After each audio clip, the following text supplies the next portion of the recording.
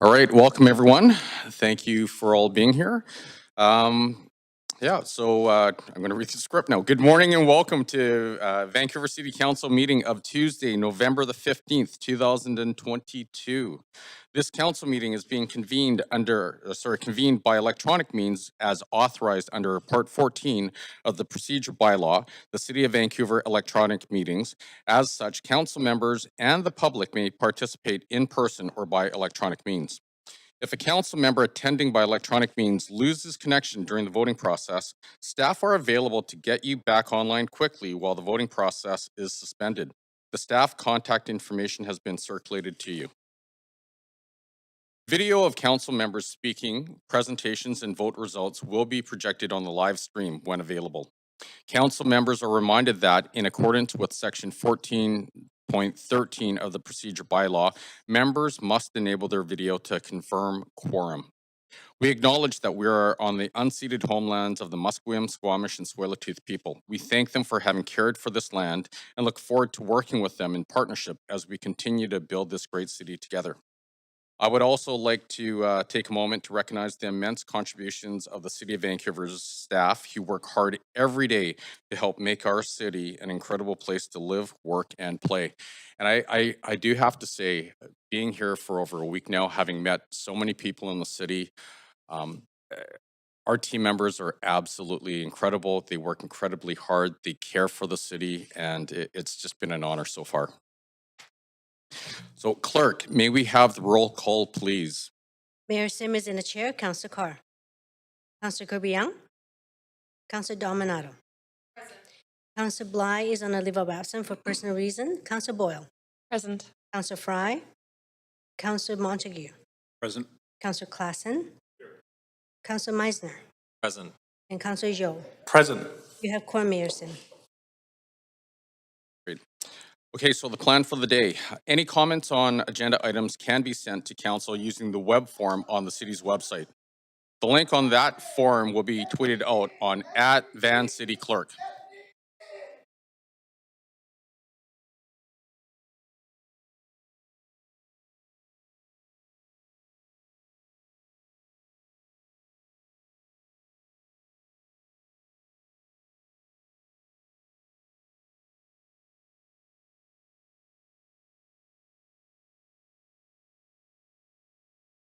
Right, are we all good here?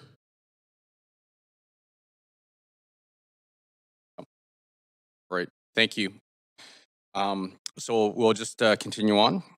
I also want to note the City of Vancouver's longstanding commitment to equity, diversity, and inclusion, including the utmost respect for all genders. I remind Council that when addressing speakers and staff, we will avoid using gendered honorifics and will instead refer to the person by first and last name, role, or title.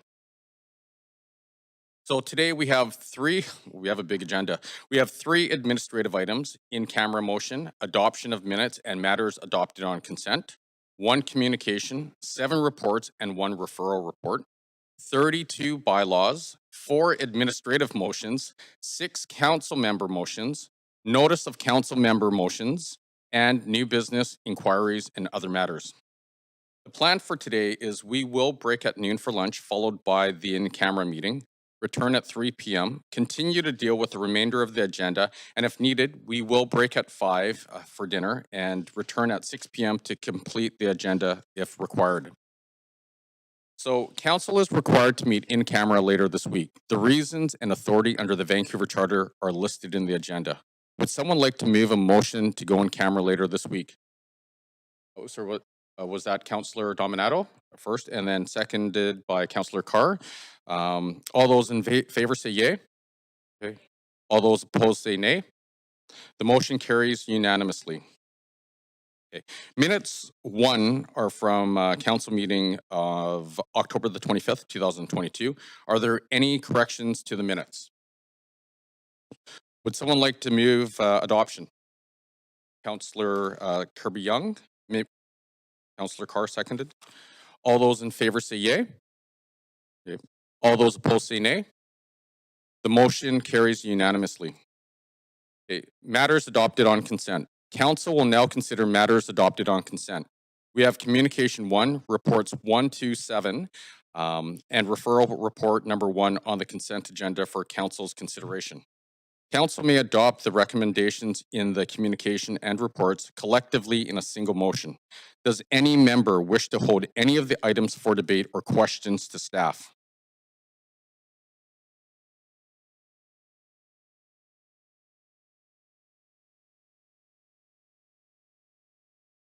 Councillor Kirby-Young. Yeah, thanks, Mayor. I'd like to hold report 2 and report 7.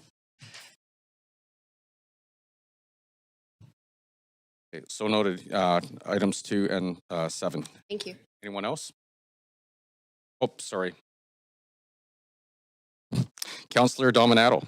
Thank you, Mayor. I'd like to hold report number 6 for Number questions. 6. Okay, great. And I think that is it.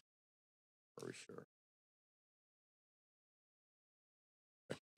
Before I ask others, I wish to declare a conflict of interest on report number 1, appointment of external auditor for 2023. And the conflict is I've hired KPMG to provide accounting, audit, tax, and financial advisory services to myself and one of my companies or 2 of my companies. So I will not be voting on this item. Does any other member wish to declare a conflict of interest on any of these consent items? Great. Okay, so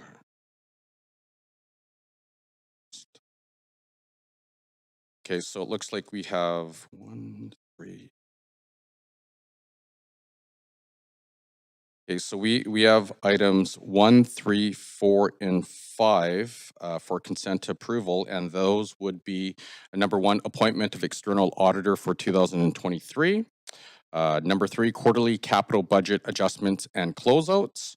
Number 4 is Vancouver Heritage Register 2022 update. And number 5 is approval of council initiatives, business improvement area BIA renewals for 2023. And the comms. Mayor, I'll move the consent items. Second, Councillor Barr. All right, you guys totally jumped ahead of the queue there. All right, so thank you very much. So noted. All those in favor say yay. Okay. All those opposed say nay. The motion carries unanimously. The following items have been approved on consent. And once again, those are items, or the communications. Item or report number 1, appointment of external auditor for 2023. Report number 3, quarterly capital budget adjustments and closeouts. Report number 4, the Vancouver Heritage Register 2022 update. And report number 5, approval of council initiatives, business improvement area BIA renewals for 2023.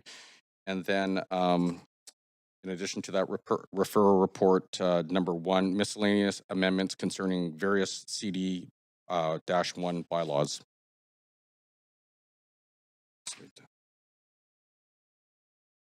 Okay, so we will now consider those reports held for debate or questions to staff. Does any member wish to declare a conflict of interest on any of these items? And once again, that would be reports number 2, 6, and 7. Okay, our first held report is report number 2, which is the Business Licensing Hearings Panel, November and December 2022, held by Councillor Kirby-Young. Councillor Kirby-Young.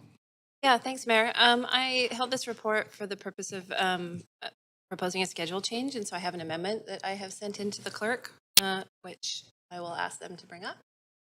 And I'll just read that. It's just a very simple switch. And the amendment reads that Councillor Montague replace Councillor Kirby-Young at the November 22nd Business License Hearing Panel, and that Councillor Kirby-Young replace Councillor Montague at the Business License Hearing Panel on December 13th. Thank you very much. Seconder, can we please get a seconder? So noted. Great. Council, is there any discussion?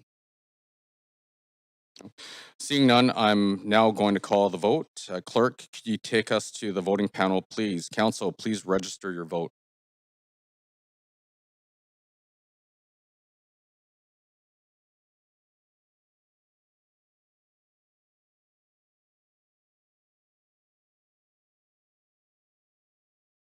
Okay, just looking at the results, it passes unanimously with Councillor Bly being absent. So, is that right? Is that how you say it? All right. So there we go. So that's number 2. And then Councillor Kirby Young, you also held report number 7, extended hours for liquor establishments and restaurants during the 2022 FIFA World Cup. Go to number 6 for sorry. Can we please hold that for a sec? We're going to go to number 6. Thank you very much. So, Councillor Dominato, you held report number 6, applications to Government of British Columbia funding programs. You have 5 minutes. Thank you, Mayor. And I'll just looking for staff. We have staff available just to confirm I can ask my questions.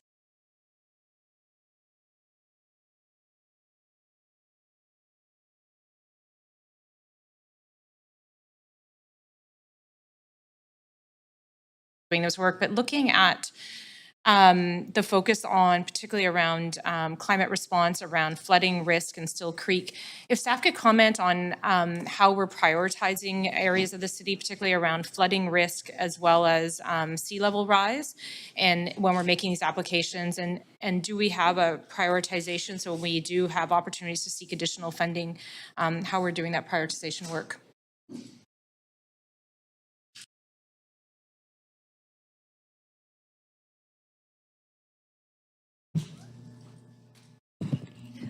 Good morning, Mayor and Council. Patrice Impey, Director of Finance, Risk and Supply Chain Management. We work very closely with our sustainability team on our climate mitigation strategy, and that's where those priorities are set on mitigation actions. We've got the emergency action plan on mitigations, or in adaptation is through the climate adaptation strategy. And so we have a group that does that prioritization, and then we have a team in our senior government funding that works with the province and the federal government, both to understand what programs they have, so we make sure we're applying to the right ones, but also to work with them as far as establishing the programs that would be most helpful for us. So there is sort of a background behind all of that to select those ones. Could just a follow-up to that, given there's a lot of discussion right now, sort of a year later after the atmospheric rivers and the impact on communities, they're talking about this in terms of Abbotsford and other communities around flooding risk and also sea level rise. Would it be possible to get a memo outlining the key risk areas in the city and in terms of how they rank in terms of our prioritization for further funding opportunities? I think it would be helpful given it continues to be a risk in the city and quite topical right now. So I'd appreciate a memo if that's possible from the Sustainability Department. Okay, thank you. Are there any other questions? Okay, would someone like to move a motion? Great. Councillor Dominato moved and seconded by Councillor Boyle. So, Council, is there any discussion? No. Seeing none, I'm now going to call the vote. Clerk, can you take us to the voting panel, please? Council, please register your vote.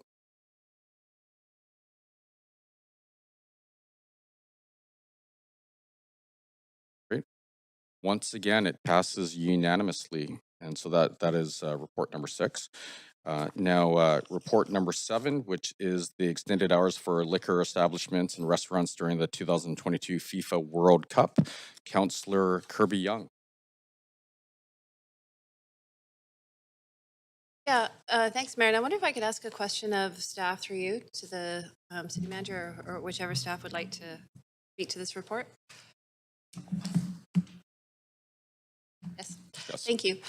The question that I have is, I know that this report intends to align the Vancouver bylaw with the provincial decision to enable establishments to open during FIFA World Cup, but it does not extend the hours for serving liquor during the games. And I have heard commentary from some members of the hospitality community that while it's a nice gesture, it may not economically be feasible to remain open if they're serving, a $10 breakfast, for example, by the time they pay for staff to come in and they pay wages and the expenses of staying open, that in practice, this may not result in many establishments actually taking advantage of it. And I wonder if staff can comment as to any discussion that may have happened with provincial counterparts as to why there would be a hesitance to allow liquor sales during the extended hours, and whether or not Vancouver wants to take a different advocacy perspective on that or not. Thank you for the question. Sarah Hicks, Chief License Inspector. The report before you today is really in response to the policy directive that the province released earlier this month. Staff have not had the opportunity to engage in meaningful conversation about the hours of liquor service. We understand that from the motion, from the policy directive, that there currently is no increase in liquor service hours, and that is the provincial decision on that standpoint. If it were to be allowed, staff would be able to engage to determine what procedure they're going to contemplate in those scenarios.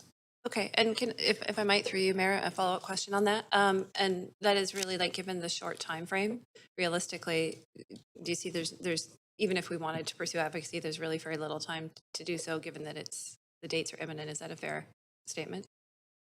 It is tight, absolutely. I think there may be future opportunities for things like the finals. The finals are later in December. We have another council meeting coming up on December the 6th that may provide an opportunity if the province is looking to extend service hours. Okay, and final question, if I might, again through you, Mayor, and that is, I am aware of a few establishments, but I haven't received, as I would characterize it, sufficient requests or lobbying to make this change. Have staff been contacted by some of our restaurants, bars, hospitality establishments expressing any concern? We've been contacted by a liquor consultant asking how the city would respond to this opportunity, and by one cultural association for that, but not a broad request. Not a broad brush. Okay, thank you. That's helpful. I'll leave it there for now. Thank you very much. Councillor Dominato. Thanks, Mayor. And I just had a clarifying question, recognizing this is a short-term measure for FIFA, but recognizing that it does then allow downtown East Side restaurants to be able to be open between 2 and 6 a.m.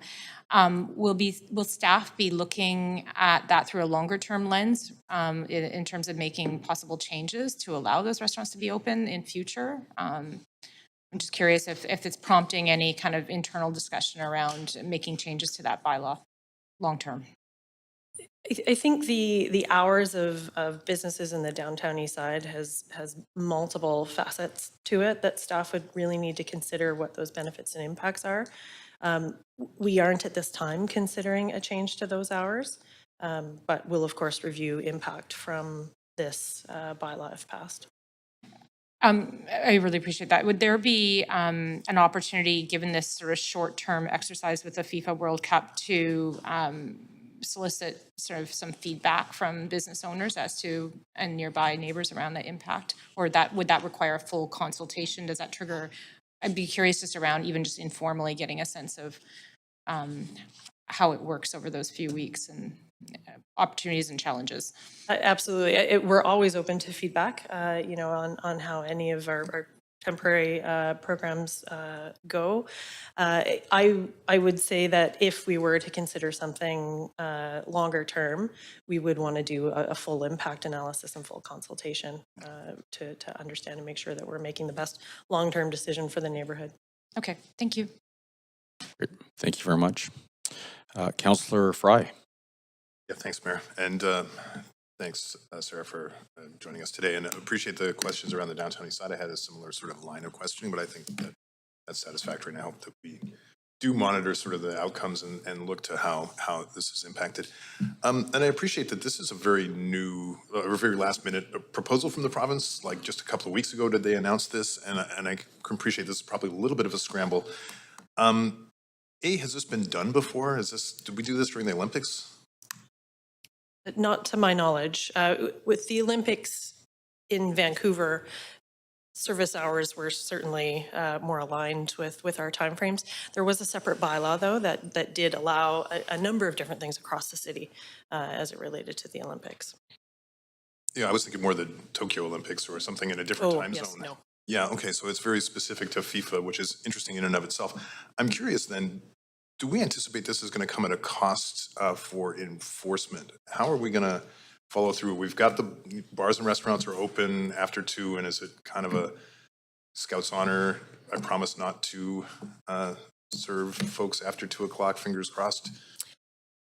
The service hours, the service of liquor will be the responsibility of the province. There could certainly be impacts, which will be something that will be in connection with our team members at VPD to understand how they're seeing the impact. The current policy directive is to have no service of alcohol in those extended hours. And that should mitigate the impact in neighborhoods, particularly that games are at 5 o'clock in the morning. That should provide a step to lessen that impact, but it will be something that we'll have to monitor, both understanding from the province of what they've seen and from our colleagues at VPD. And have VPD flagged any kind of concerns with this approach for enforcement? They are concerned that if there is a very popular game, there could be a release of patrons where you have to wait for an hour to close your establishment before bringing them back in. There is a large chunk of time in between those games, though, so it should be spread out. Without the service of alcohol, it may be less appealing to members to stay downtown and cause those issues. Okay, thank you. Great, thank you very much. All right, that being said, it looks like there are no more questions, so would someone like to move a motion? Councillor Fry and Councillor Kirby-Young seconded. Council, is there any discussion? Seeing none, I'm now going to call the vote. Clerk, can you please take us to the voting panel? Council, please register your vote. All right, it looks like once again passes unanimously. So thank you very much. All right, so that's all the held reports. Now we have 32 bylaws on the agenda for enactment. Council members who were not present for the meetings related to the public hearing enactment bylaws must confirm that they have reviewed the proceedings of the meeting if they wish to vote on the enactment. Bylaw 15 is from the public hearing of July the 28th, 2020. Councillors Klassen, Meisner, Montague, Joe, and myself were not on council at the time of this item at public hearing. Councillor Klassen, have you reviewed the proceedings and will you be voting on the enactment? Yes, I have, Mayor. Thank you. Councillor Meisner. Yes, I have, Mayor. Councillor Montague. Yes, I have, Mayor, on both. Great. Councillor Joe. Great. And myself, I have not reviewed and will not be voting on bylaw number 15. So bylaw number 16 is from the public hearing of April the 14th, 19th, and 21st of 2022. At the council meeting on April the 26th, 2022, councillors Bly, Boyle, and Carr confirmed they had reviewed the portions of the public hearing that they had missed. Councillors Klassen, Meisner, Montague, Joe, and myself were not on council at the time of this item at the public hearing. Councillor Klassen, have you reviewed the proceedings and will you be voting on the enactment? Yes to both. Councillor Montague. Yes, I have, Mayor. Great. Councillor Joe. Yes, I have. Councillor Meisner. Yes to both, Mayor. Great. I knew I missed someone there. Sorry. And myself, I've not reviewed bylaw number 16 and will not be voting on the bylaw. Does any member wish to hold any of the bylaws for debate, separate vote, or conflict, or for conflict of interest? Okay, so would someone like to move the motion to adopt bylaws 1 through 32? Great, so Councillor Dominato moved and seconded by Councillor Carr. Council, is there any discussion? No? Okay, all those in favor say yay. Okay. All those opposed say nay. Great, the motion carries unanimously. The list of approved bylaws can be found on the city's website. So now there are 4 administrative motions on the agenda. Approval of form of development 1405 East 15th Avenue and 3077 Madam Street. Does any member wish to declare a conflict of interest on this motion? Council, are there any questions to staff? Would someone like to move the motion? Councillor Klassen is seconder. Councillor Meisner. Council, is there any discussion? All those in favor say yay. Yay. All those opposed say nay. Great. The motion carries unanimously. Number 2, approval of form development 477 West 42nd Avenue, formerly 441 through 475 West 42nd Avenue. Does any member wish to declare a conflict of interest on this motion? No. Council, are there any questions to staff? Would someone like to move the motion? Councillor Zhou. Councillor Zhou, is there a seconder? Councillor Kirby-Young. Council, is there any discussion? No. Okay, all those in favor say yay. Yay. All those opposed say nay. The motion carries unanimously. Number 3, approval of form of development 1881 East 11th Avenue, formerly 1837 through 1863 East 11th Avenue, and 2631 to 2685 Victoria Drive. Does any member wish to declare a conflict of interest on this motion? Council, are there any questions to staff? Would someone like to move the motion? Councillor Montague, is there a seconder? Councillor Meisner. Council, is there any discussion? No. Okay, all those in favor say yay. Yay. All those opposed say nay. The motion carries unanimously. Number 4, approval of form of development 2488 Granville Street, formerly 1477 West Broadway. Does any member wish to declare a conflict of interest on this motion? Council, are there any questions to staff? Would someone like to move the motion? Councillor Zhou, is there a seconder? Councillor Boyle. Council, is there any discussion? All those in favor say yay. Yay. All those opposed say nay. The motion carries unanimously. Wow, we're totally rocking through this, aren't we? This is great. Feedback? All right. Working out the technology kinks here. Okay, so number 11, council members' motions. We have 6 council member motions on the agenda today. Motion B1 is requests for leaves of absence as follows. Councillor Bly for personal reasons from meetings on November the 15th and the 16th of 2022 from 9:30 a.m. to 10 p.m. Councillor Bly for civic business from meetings on December the 7th, 2022 from 9:30 a.m. to 10 p.m. and on December the 8th, 2022 from 6 p.m. to 10 p.m. Councillor Fry for civic business from meetings on November the 16th, 2022 from 11 a.m. to 1 p.m., November the 30th, 2022 from 5 p.m. onwards, December the 6th, 2022 from 9:30 a.m. to 11 a.m., and December the 16th, 2022 from 6 p.m. onwards. Councillor Boyle for civic business from meetings on December the 6th, 2022 from 9:30 a.m. to 11 a.m. And Councillor Carr for civic business from meetings on December the 6th, 2022 from 9:30 a.m. to 10 a.m. Is there a mover? Councillor Klassen, seconder? Councillor Joe, thanks. All in favor say yay. Yay. All those opposed say nay. The motion carries unanimously. Okay, so motion B2 is adopting the International Holocaust Remembrance Alliance, or IRA, working definition of anti-Semitism, and is to be introduced and moved by Councillor Kirby-Young.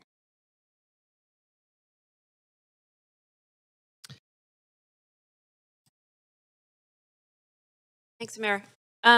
Today I'm introducing a motion that asks Council to adopt the International Holocaust Remembrance Alliance, or IRA, working definition of anti-Semitism.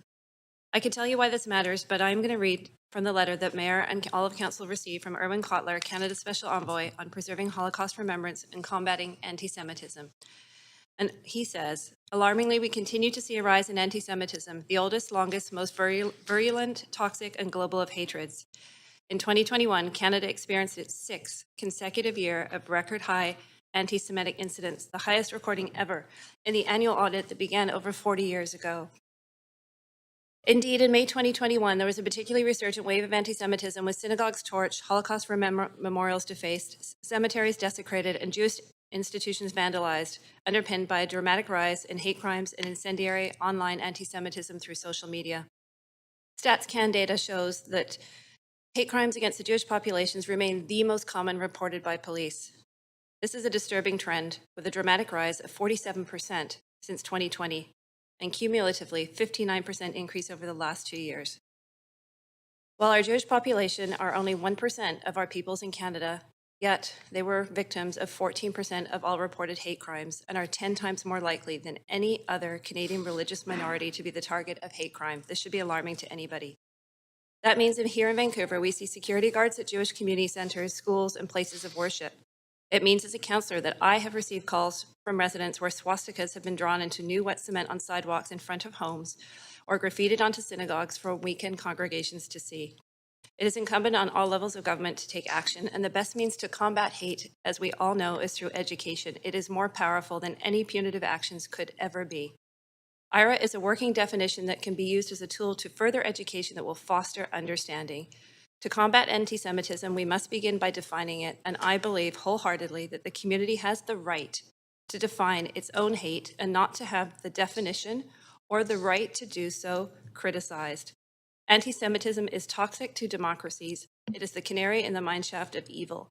3 years ago in this council chamber, we had the opportunity to adopt this definition, and council chose not to do so. Simply put, IRA is a result of a 15-year-long democratic decision-making process that included a Nobel Peace Prize laureate, Elie Wiesel. And since council chose not to take decisive action 3 years ago, many others have lent their support to Vancouver in terms of adopting this definition.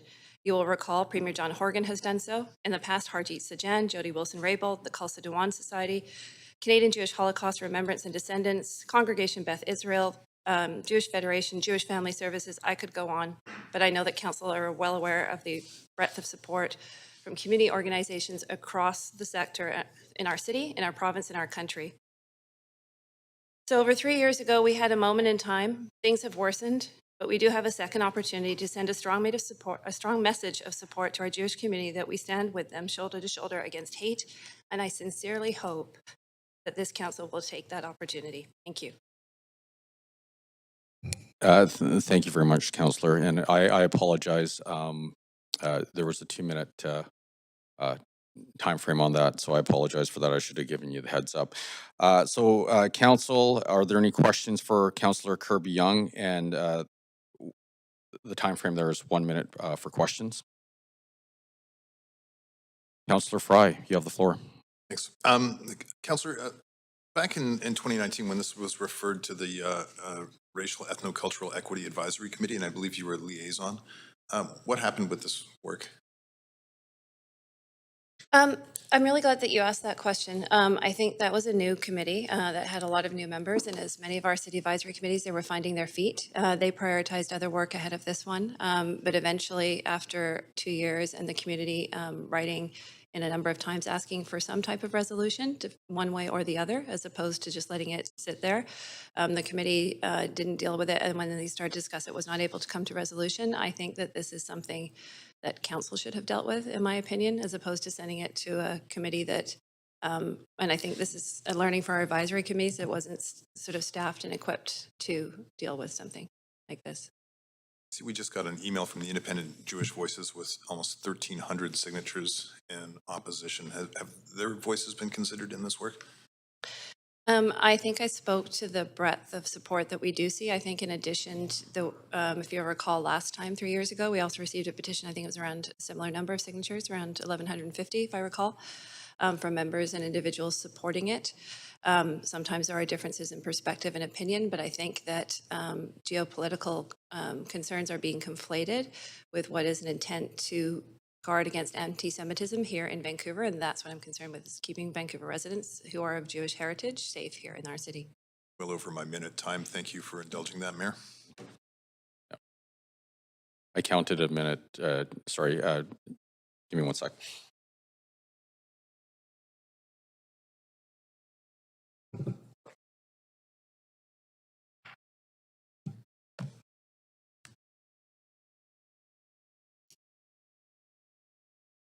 Yes, you're welcome, Councillor Fry. Thank you very much. Councillor Carr, you have the floor. Thank you.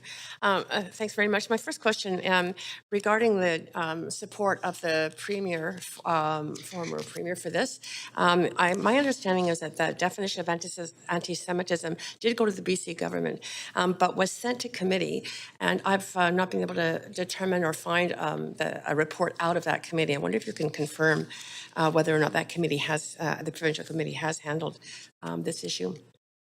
Thanks for the question, Councillor Carr. I'm not intimately familiar with the committee process. I do have a copy of the letter dated June 14th, 2022 from Premier Horgan, where I'm just scratching the, where he references here that Parliamentary Secretary Rakna Singh held meetings with members of the Jewish committee to understand their lived experience and the discrimination that they face. Just getting through to see if it speaks to the specific process. So he does reference certainly that Rakna Singh was involved in that work, and he also references similar comments to what I have made with respects to the importance of education. But he certainly confirmed she was involved. I can't speak to the details of the committee process. Okay. That's my time. Thank you very much. Councillor Boyle, you have the floor. Thanks. I'm also wondering, considering 1,300 emails on either side of this and a UN report called this particular definition highly controversial and divisive, why not bring forward a different definition like the Jerusalem definition that's less contentious within Jewish communities, and then lets us focus on the tangible work we can be doing to address anti-Semitism rather than fighting over different types of definitions within the community. Thanks for the question, Councillor Boyle. I think I referenced in my comments, and I'll just emphasize a bit more that there was a 15-year-long, I understand, democratic process that involved several dozen countries, intergovernmental bodies, governments, parliaments, scholars, civil society leaders, Holocaust survivors, Nobel Peace Prize laureates. So I feel that that's a pretty broad and pretty extensive process with respects to developing the definition. And I am confident in the work that they did and how they have really zeroed in on the harm that anti-Semitism does and speaking to the nature of that definition. That's a minute. Thank you very much. Are there any other questions? No. Okay, so would someone like to second the motion? Councillor Claassen. Now, we have received requests to speak to this motion. If council would like to hear the speakers, we can refer the motion to tomorrow's Standing Committee on Policy and Strategic Priorities meeting on Wednesday, November the 16th, 2022, which starts at 9:30 a.m. Would someone like to move the referral? Councillor Carr, is there a seconder? Councillor Boyle. All those in favor say yay. Okay. All those opposed say nay. The motion is referred to tomorrow's Standing Committee meeting. Motion B3 is urgent measures to uplift Vancouver's Chinatown and is to be introduced and moved by Councillor Kirby-Yung. Councillor Kirby-Yung, you have 2 minutes. Yes, thanks, Mayor. I'll try to stay in it this time. This one. Councillor, can you please put yourself in the queue so I can, thank you very much. Great. Yeah, thanks, Mayor. This motion was titled Urgent Measures to Uplift Vancouver's Chinatown, and I brought it forward because I think we're all aware of the significant and ongoing issues that have continued to plague this historic neighborhood. Every time I think about Chinatown and I do a little bit of reading, I learn a bit of history, and it's quite compelling when you think that Chinatown was established before the city of Vancouver was even incorporated, and it's part of the social fabric of our neighborhood. And yes, council has entertained some motions previously, but we haven't seen the scale of response that we are hearing from community that they need and want to see with ongoing graffiti, vandalism, general decay in the area, and we want the neighborhood to feel vibrant and loved and supported, and people to feel comfortable going down there and enjoying it and supporting it.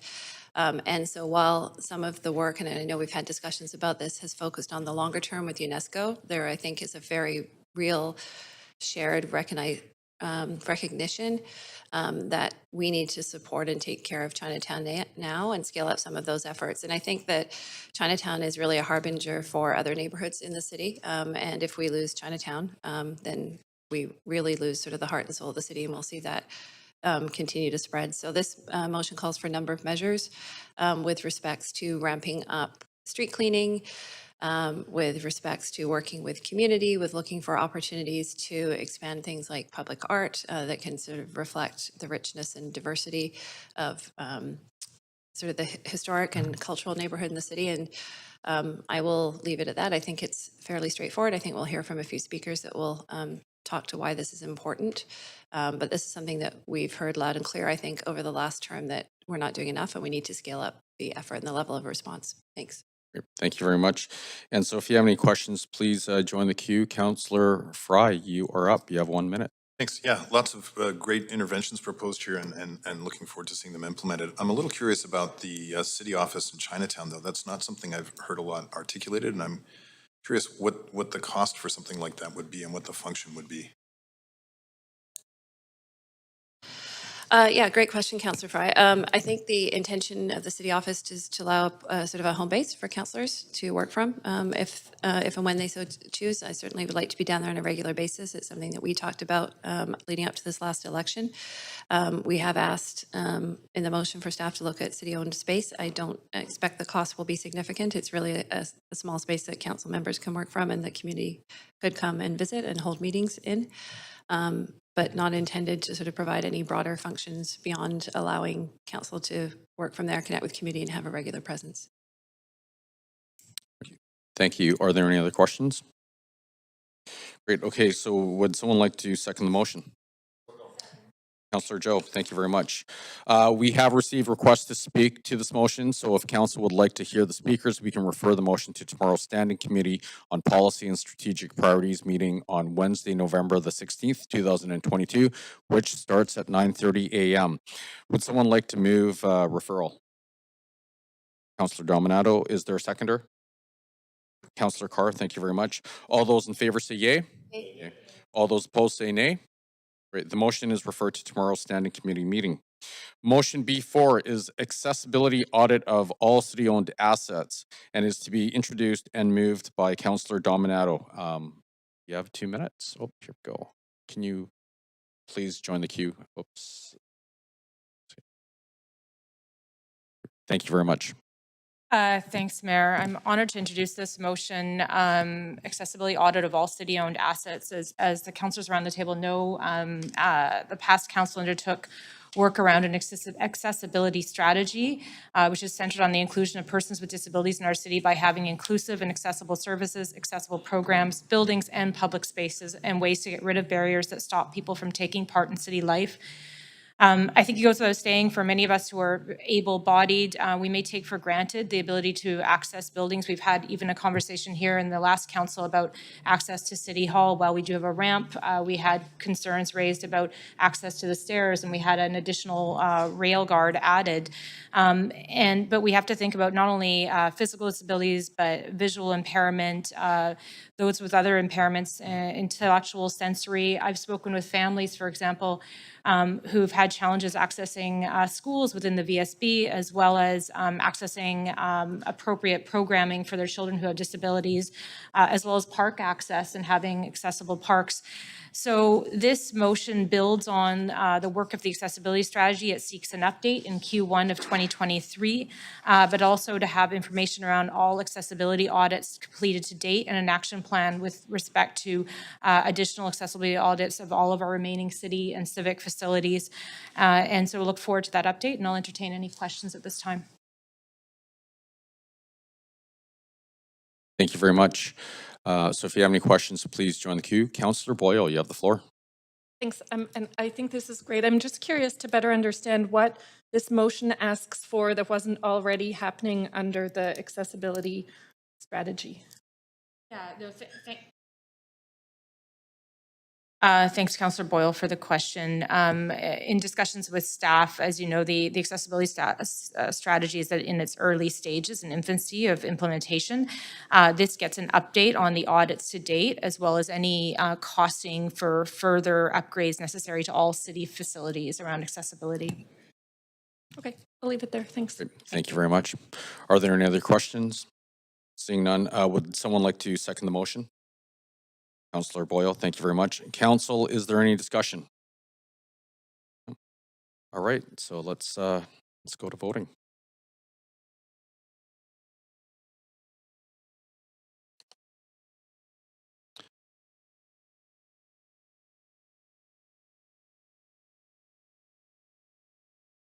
And we're just waiting on Councillor Meisner. It's okay, we're all learning the ropes here a little bit. So great. Well, it looks like the motion passes unanimously.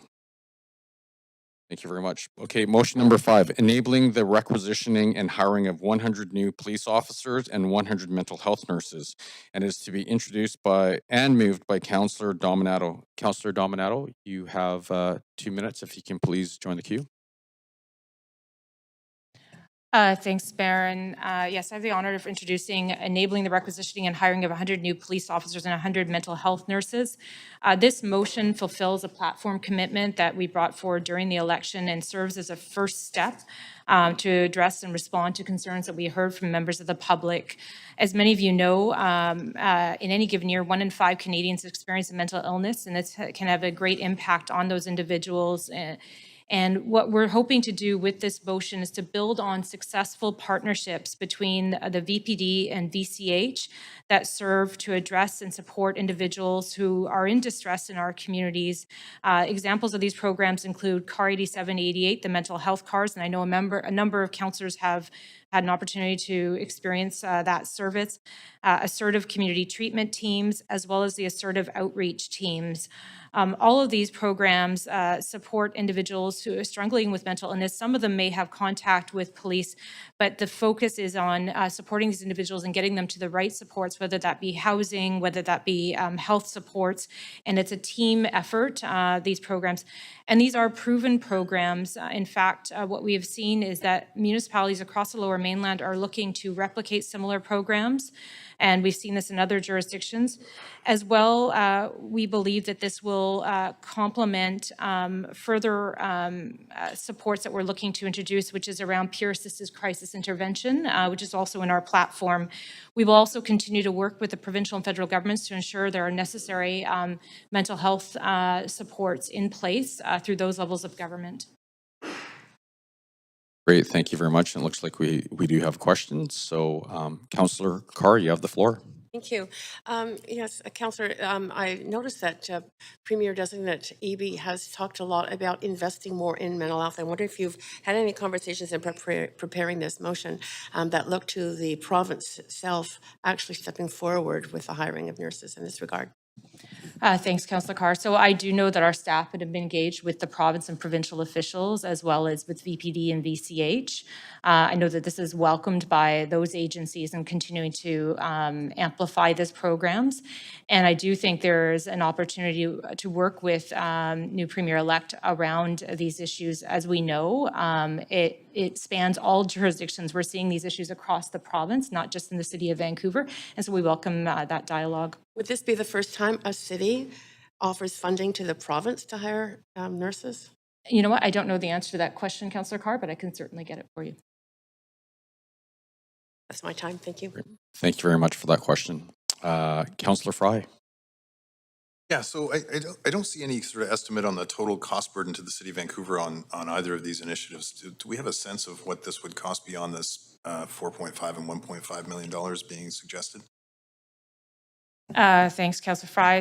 So as was noted, this is the first steps in requisitioning additional police officers in VCH. So you see the costing within the motion at this time. This is our initial budget. I think during the election it was reference of 20 million. But again, this is the first step and this is the first budget. But this request is to commit to that 100 and 100 without a costing, or? As I've noted, is that the requisitioning right now in the motion, the resolutions includes costing for this first year coming into the new fiscal year. And that'll allow VPD as well as VCH to ramp up and identify the staffing needs. So commitment before costing? There is a costing actually in the resolutions. I think you can see the 4.5 million and 1.5 million. Well, I'm out of time. Thank you very much. Councillor Boyle. Thanks. I'm curious if the intention is to hire the same number of police and nurses, why there's 3 times as much funding earmarked for hiring police than there is for nurses. We're setting out the strategic direction around what we want to see in terms of supports, both at the policing and health level. It'll be actually up to VCH and VPD to determine the staffing. My understanding is that last year when the previous council was dealing with the VPD budget, in fact, VCH actually had mental health nurses ready to go to amplify the existing programs, but VPD was not able to hire additional officers because council didn't support the VPD endorsed budget at that time. And so it will be, these are operational decisions in terms of the staffing. Given that that funding was given to the VPD eventually, have they now hired those officers to match the number of nurses available? Sorry, can you repeat the question? The province required that the police received that funding. Did they use it to hire officers to match nurses available? My understanding is that VPD is ramping up their hiring with that funding. For mental health partnerships? I can get some information on that question. And we're at time. Yeah. Thank you. All right, seeing no other councillors in the queue, would someone like to second the motion? Councillor Montague. Now, we have received requests to speak to this motion as well, so if council would like to hear the speakers, we can refer the motion to tomorrow's Standing Committee on Policy and Strategic Priorities meeting on Wednesday, November the 16th, 2022, which starts at 9:30 a.m. Would someone like to move the referral? Councillor Carr, is there a seconder? Councillor Klassen, thank you very much. All those in favor say yay. Okay. All those opposed say nay. The motion is referred to tomorrow's Standing Committee meeting. Right. Motion number 6 is transport pricing, stopping the road tax, and is to be introduced and moved by Councillor Klassen. Councillor Klassen, can you please join the queue? Great, and you have 2 minutes. Thank you, Mayor. So this motion to stop the road price or transportation pricing comes out of an election platform promise that our group put forward. It was resoundingly supported in the public, and we also heard from many stakeholders and groups that were concerned that cost of living pressures made this untenable for certainly people who live and work in the downtown core. We see communities like Chinatown that are struggling to attract people back into seeing that as a place of shopping and social activities. We've heard about from business groups in the downtown core as well that are extraordinarily concerned that the last thing that we need right now is other things that would dissuade people from wanting to come into the downtown core. While we do all really support measures that will help to try and address congestion in our city, this was deemed as not the right approach to going forward. So as a result, we would like to put forward the motion, which essentially makes clear that there is no further activity around transportation pricing being led by the City of Vancouver. Thank you very much. And if you have questions, please join the queue. Councillor Carr, you have the floor. Thank you. You talked about no further activity led by the city, Councillor Klassen, but is this motion supportive of the city engaging with both the province and Metro Vancouver, who are exploring this idea on a regional level? Thank you for the question, Councillor Carr. The motion does state that it really is focused on the work that is being conducted by the City of Vancouver and is not inclusive of things that are happening with other levels of government. So there would be, this motion would still enable the collaboration of our staff with staff at the regional level and the provincial level, both of which are exploring. Provided that that is what other levels of government are pursuing, then we will be involved in those conversations. Okay, thank you.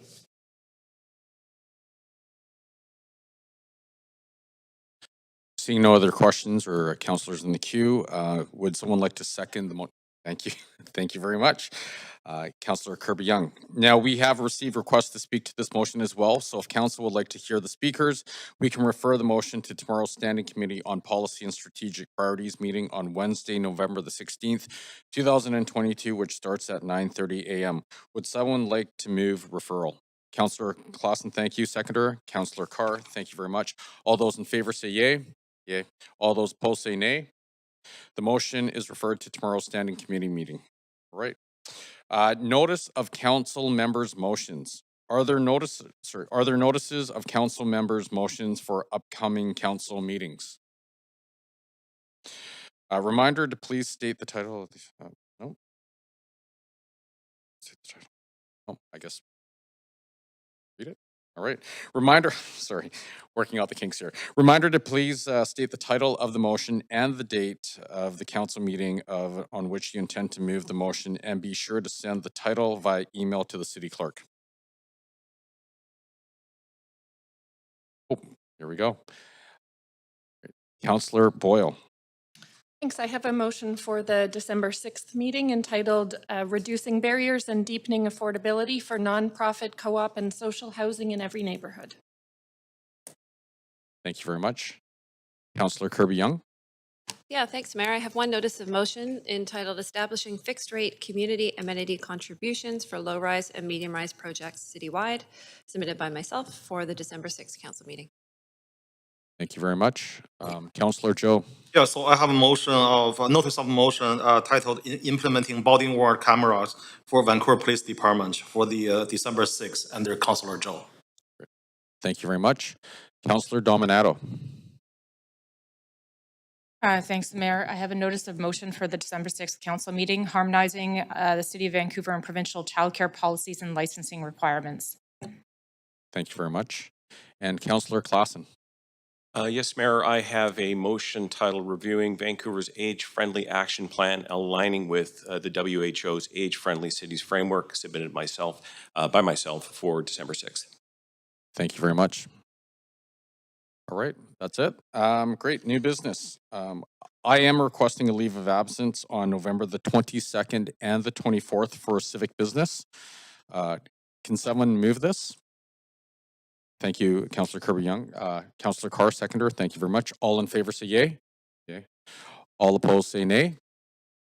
Thank you very much. Council, are there any items of new business? All right.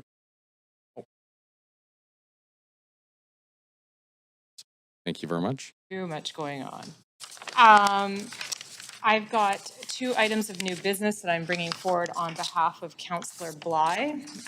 The first item of new business is changes to the acting mayor, deputy mayor, and duty councillor schedules for November, December, and January. I have circulated that to council, and it is simply changing a couple of councillors around in terms of scheduling.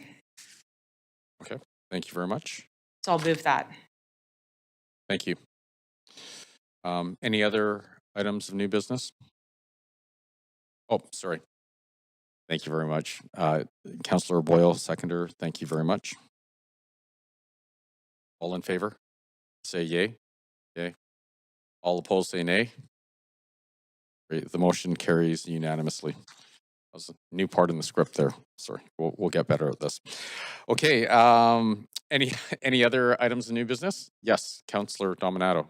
Yes, thanks, Mayor. I'm also moving a second item of new business, and I've shared the motion in advance to council this morning.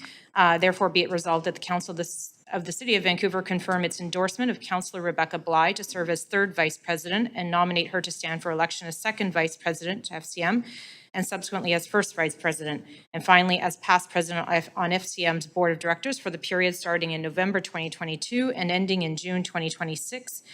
And further be it that resolved that the costs for Councillors Rebecca Bly and Peter Meisner related to attending FCM's Board of Directors meetings be paid through the councillors' travel budget.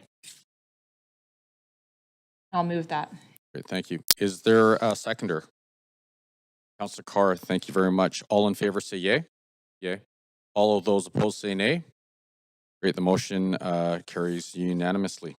Are there any other items of new business?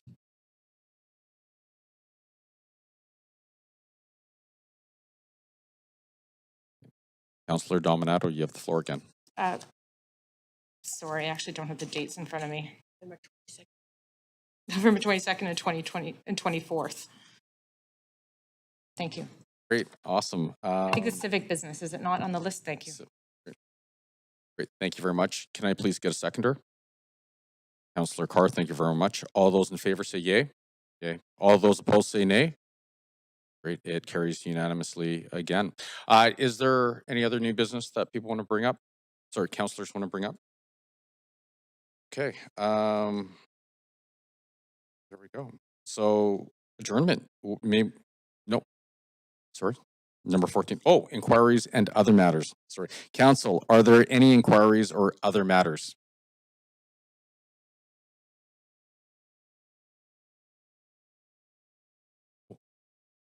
Councillor Kirby-Young. Yeah, thanks, Mayor. I know all council receive a lot of individual correspondence about specific questions or issues, and I'm raising one in particular, and I wanted to just put it on the record. Perhaps staff can comment on it now, or we can get some information back, and to illustrate potentially a broader issue. And I received a note from a resident who's a customer at Faubourg in Kerrisdale, who I understand are having to dismantle outdoor seating that they've had behind their restaurant for about 2.5 years now. Has been well used during the pandemic. Starting to receive emails from members of the public that are a bit concerned with potentially flu season and a new wave of COVID, that the outdoor seating is going to continue to be very important for people to get out and about and feel comfortable. And I know that staff were incredibly nimble and did a great job of our temporary expedited outdoor patios and turning those around quickly. So I'm asking a question as to, or flagging it for comment from staff as to whether or not we are not pulling back too much with respects to that kind of entrepreneurial spirit that we had around creating kind of great spaces and places for people outside, and reverting, what I'm starting to hear is potentially back a bit to more restrictive regulations with the expanded patios. And I wonder if, through you, Mayor, if the city manager would like to comment at this point, or? Yeah, thanks, Councillor. Yeah, I'm not familiar with that particular case. We can certainly look into that and understand what's driving that change. I mean, in general, I would say no, but understand the question, and we're happy to follow up with more detail on that. Okay, thank you. And then the other item that I wanted to raise as another matter was just in my role as sort of one of the council appointees to the VAG, the Vancouver Art Gallery, who recently experienced an act of vandalism against a 1930-ish Emily Carr painting, where some protesters or activists threw maple syrup, I believe it was, at one of the paintings. And this is sort of, I guess, a copycat situation to similar situations have happened with other priceless works of art. I know it caused the art gallery team some great consternation, and I think I just wanted to note for the record that personally, I think encouraging protests or lawful protest is great, but when we get into acts of vandalism, especially against our organizations that have been struggling to come back after the pandemic, and we have priceless works with individuals like Emily Carr, it's really disheartening to see that. So I hope that we can set a tone of finding a different way to express civil perspectives in our dialogue, and not see that happening here in the city, because I think everybody wants to be able to go and freely visit our venues and places like the art gallery, not having to see things either taken off display or locked down with undue security. So I just wanted to reference that as one of the VAG appointees. Thank you. Thank you very much. Councillor Carr, you have the floor. Yes, thank you, Mayor.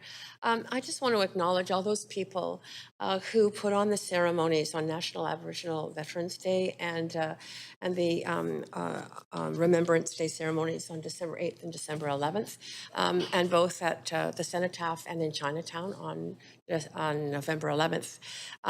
We had a number of years where those ceremonies were not in person. It really made a difference to see everyone there.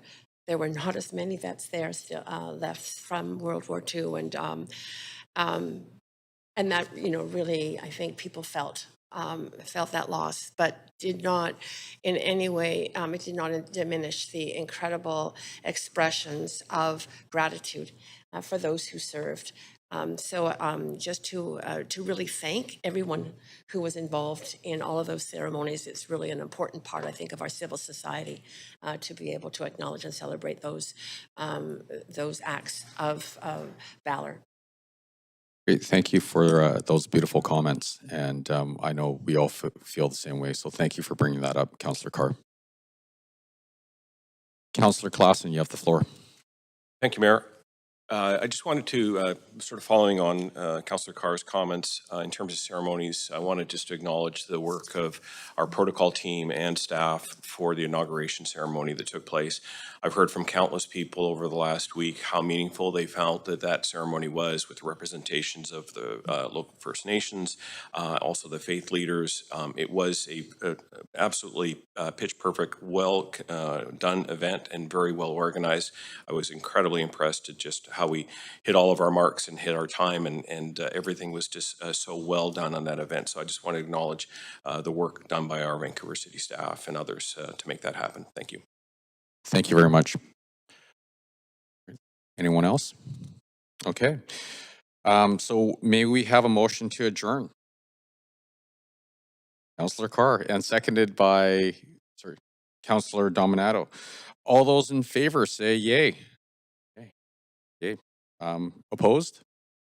Are you sure? All right, this meeting is adjourned. Thank you very much.